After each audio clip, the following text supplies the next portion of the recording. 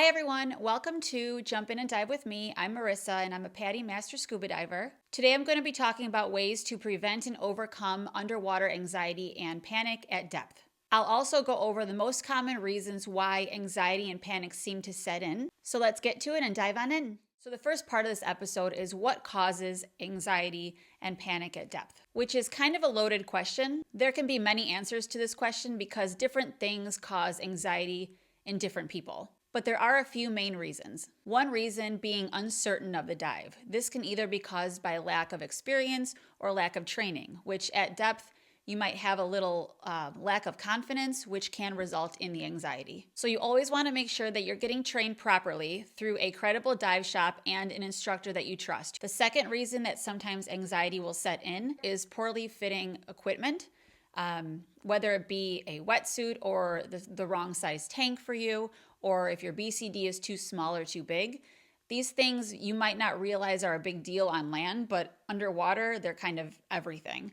And you're relying on that equipment to keep you alive, so you want it to fit properly. A third reason why anxiety might set in is triggered panic or anxiety of unexpected situations. So like for myself, when I had claustrophobia on the Keystorm, everything was going great, and then all of a sudden it hit me. This is from myself being a new diver and just not having that type of experience. So the more you dive, the more situations you're going to be exposed to, and then you'll learn to work through certain situations. Like anything, the more you practice at something, the better you're going to become at it. Another reason would be flashbacks of past negative experiences. And so if you were going on a dive and you were feeling good about the dive, and something similar within that dive made you think of a previous dive where you had a really bad experience, it can kind of trigger anxiety to set in and have either the situation repeat itself or you learn from it and you make those changes. Another reason why anxiety might set in or fear is low visibility, because with low visibility, you can't really see in front of you depending on where you are, where you're diving. Sometimes people will get disoriented and kind of get a vertigo feeling if it's really bad visibility, and this puts fear into people as well. The next part of this episode is ways to prevent fear and anxiety from setting in. And these are going to be things that you're going to want to do before you even get in the water. The first thing is to thoroughly run through your dive plan and know the site that you're diving on. So you're going to want to research the site beforehand. Learn if there's any currents, learn what the weather's going to be like, and if you plan on diving a shipwreck, you want to know if there's any specific hazards on the wreck. You want to know if there's any locations that the divers are not allowed to go, because it might be on the verge of collapsing.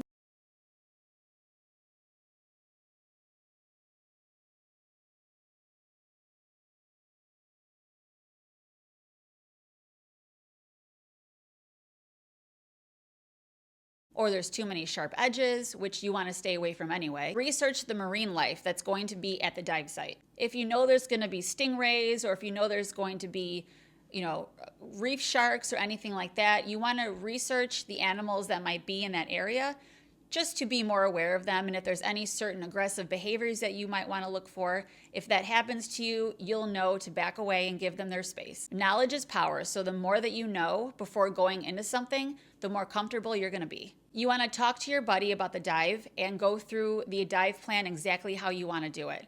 Talk to them about what depths you're going to go, the route of the dive that you're going to take, and if something were to go wrong, what that dive buddy is going to do for you and vice versa. Go over hand signals. This way there's no gray areas and you can rely on them to help you if there was ever, a situation where you needed the help.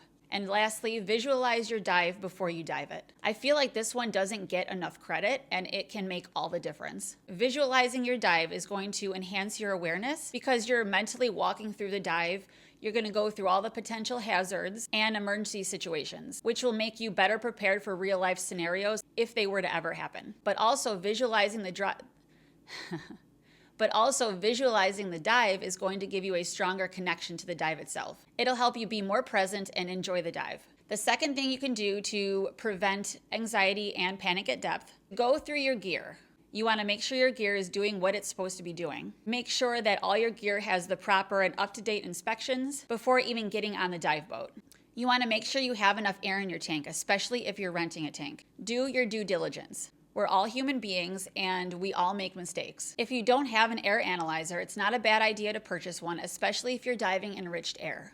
These are the kind of things you don't want to mess with and assume that everything is good. And if you're a seasonal diver, where you're not diving all year round, you want to familiarize yourself again with your dive computer so that you're more confident at depth and you're not trying to press all the buttons on your dive computer not knowing what you're doing. The third way to prevent any fear or anxiety at depth is to choose dives that are appropriate for your training and for your certifications. Never be pressured into a dive that you're not ready for. You can try and buddy up with someone who has the same or similar training and certifications as you and diving experience, because this will help you feel better, and it's a comfort to know that you're not going to be feeling bad or pressured into not wanting to go down deeper when you're not ready for it. And lastly, listen to the instructor's pre-dive brief. Here, you'll get additional information about the dive itself. The person giving the brief has been on that site multiple times.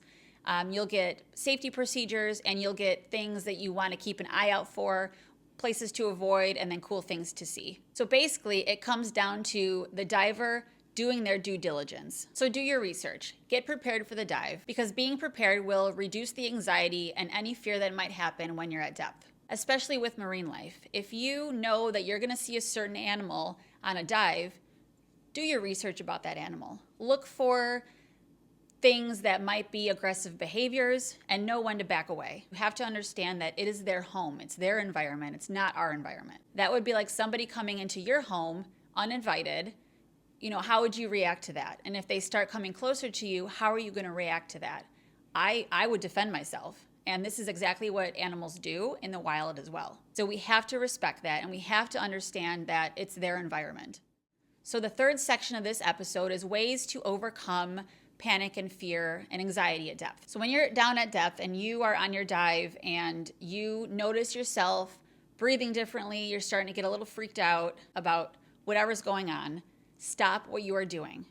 Stop what you're doing and focus on your breathing, because you're not going to get out of any situation unless you're in a calm state. When my anxiety sets in, when it's really bad, my brain kind of short circuits and my thoughts are all over the place. I'm thinking of the worst situation and I cannot concentrate. So you want to stop what you're doing. You want to take long, deep breaths. And the second step is to assess the situation and address the next steps accordingly. So you want to figure out, okay, how am I going to get out of this situation? What do I have to do? But do it in a calm state from the breathing. You don't want to do anything from more of a panic state, because it's just going to add panic on top of it. And the third thing, with your dive buddy, they will also be able to help. And this is where talking to your dive buddy before you get into the water, this is where this is going to come into play. Because if you guys talked about it before you got in the water, you know what your dive buddy is going to do in this situation. You guys went over the hand signals and vice versa. If something was happening to your buddy and you were able to help, it makes you feel more comfortable and more safe in the water. And the fourth thing to do to overcome fear and anxiety at depth is to trust your training. Know that you have the ability to get out of the situation. But handling the situation doesn't always mean pushing through and continuing the dive. It also teaches you that sometimes surfacing is the best thing and the best option for you at that time. At the end of the day, it is your life underwater, and you don't want to mess with that. You don't want to take chances.